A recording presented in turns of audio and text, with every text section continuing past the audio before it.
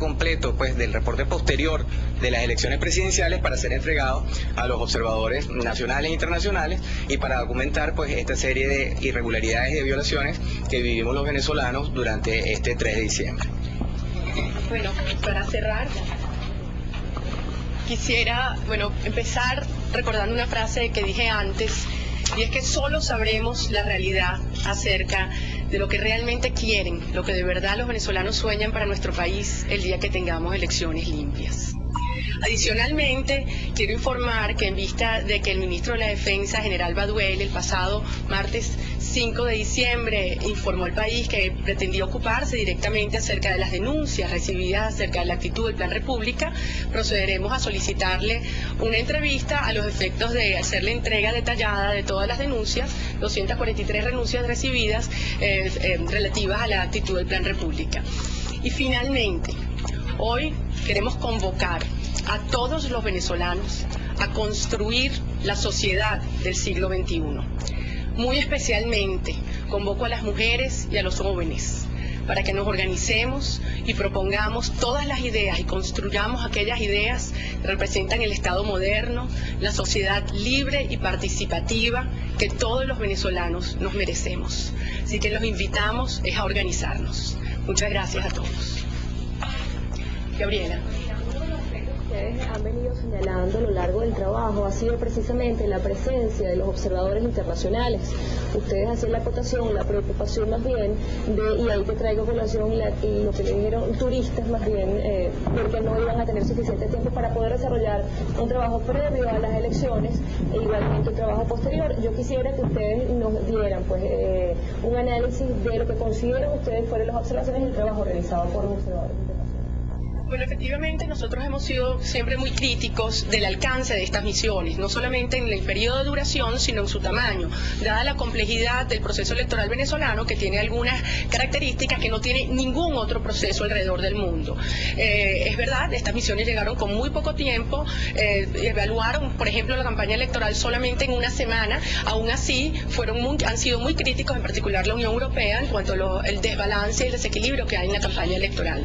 Nosotros creemos que muchas de estas irregularidades que nosotros hemos detectado y que probablemente ellos no lo detectaron fue producto de la falta de tiempo, del alcance y la permanencia, de entender la complejidad que existe en Venezuela, en particular el clima de intimidación y persecución política que estamos sometidos todos los venezolanos. Ana Varela, de 2001. Esos acompañamientos pasivos de los que ustedes hablan, donde alguien acompaña a la persona hasta la máquina, es un porcentaje importante de la población que tuvo que ir a votar acompañado y dónde se registraron. La otra pregunta es, existe una matriz de opinión que dice que Rosales ganó las elecciones pero las vendió, que fue a Fuerte Piuna, que se reunió para el Cufa, que las negoció.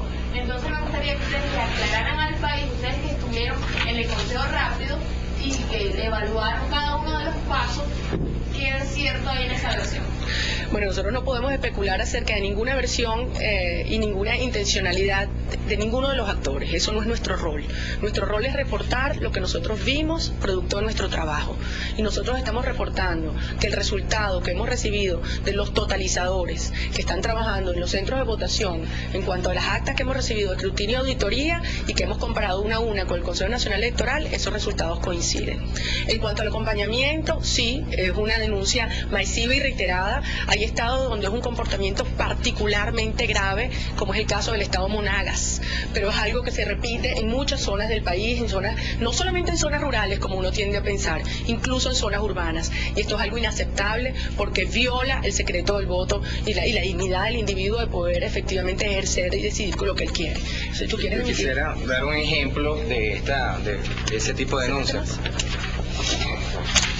Por ejemplo, en el estado Apure, en el municipio Pedro Camejo, la parroquia San Juan de Payara, el grupo escolar Juan Bautista allí la irregularidad fue de ventajismo político, pues el alcalde del municipio, el alcalde se llama Pedro Leal, este alcalde del municipio Pedro Camejo pasaba con los electores hacia la máquina de votación a votar junto con los electores. Este es el tipo de denuncias que cuando uno las integra pues en un informe de este tipo, pues quizás pasa desapercibido cuál es el alcance de la intimidación. El que esto haya sido inclusive reportado por un sido pues a la vista del público y que no se haya podido hacer nada por evitar esa situación, eso plantea una situación de violación de lo que es el proceso electoral, que bueno, que quizás, obviamente esto no ocurrió en todos los centros de votación en el país, pero el hecho de que haya ocurrido aquí, que esta denuncia existe y que no se haya podido corregir, y que no hayan existido, por ejemplo, los observadores internacionales con la capacidad para que uno los movilizara, para que pudieran documentar ellos y decirle al mundo que estas cosas pasan en nuestro país, esto es representativo del tipo de elecciones que vivimos el 3 de diciembre. Además, todos ustedes y sus colegas saben lo que ocurrió ese día con el desbordamiento que tuvieron los propios medios de comunicación cuando nosotros canalizábamos estas denuncias hacia ustedes. Muchos de ustedes nos decían simplemente no tenemos capacidad de reacción frente a la cantidad de denuncias que están surgiendo en todo el país. ¿Alguna otra pregunta? David Pérez Hansen, RCTV. La diferencia porcentual es elevada. Uno cuando escucha esto no se pregunta, bueno, ciertamente pudieron haber ocurrido irregularidades sobre un universo de 2 millones y picote, que fue la diferencia.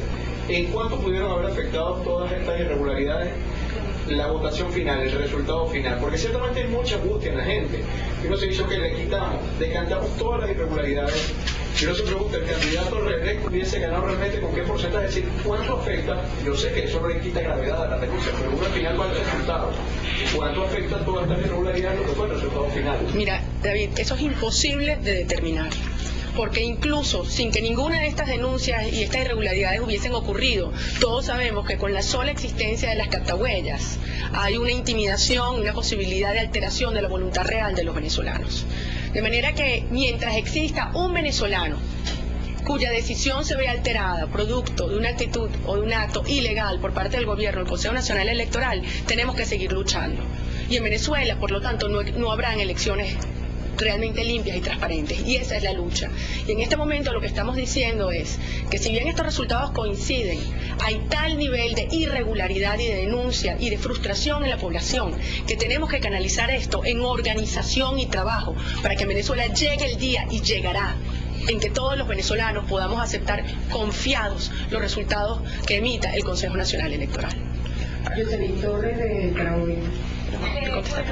Ese día personas denunciaban que sus papeletas salían en blanco, se metían en blanco.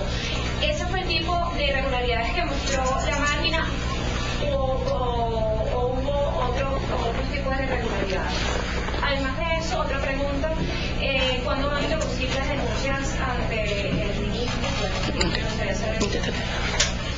La irregularidad del voto en blanco, del comprobante en blanco, a pesar de que sonó pues y llegó como parte de las irregularidades reportadas dentro de Impunidad Cero, no fue algo que masivamente se ocurriera pues a nivel nacional, que significativamente pudiera estar actuando o modificando pues un resultado electoral. De hecho, en todas las máquinas donde se haya realizado pues una auditoría, pues allí hubiera aparecido un comprobante en blanco, y eso debía ser totalizado como un voto nulo, y ese voto nulo fue pues lo que apareció en esas máquinas de votación y en esas actas de escrutinio. Por lo tanto, esos votos que fueron emitidos en blanco se presume que son básicamente votos nulos.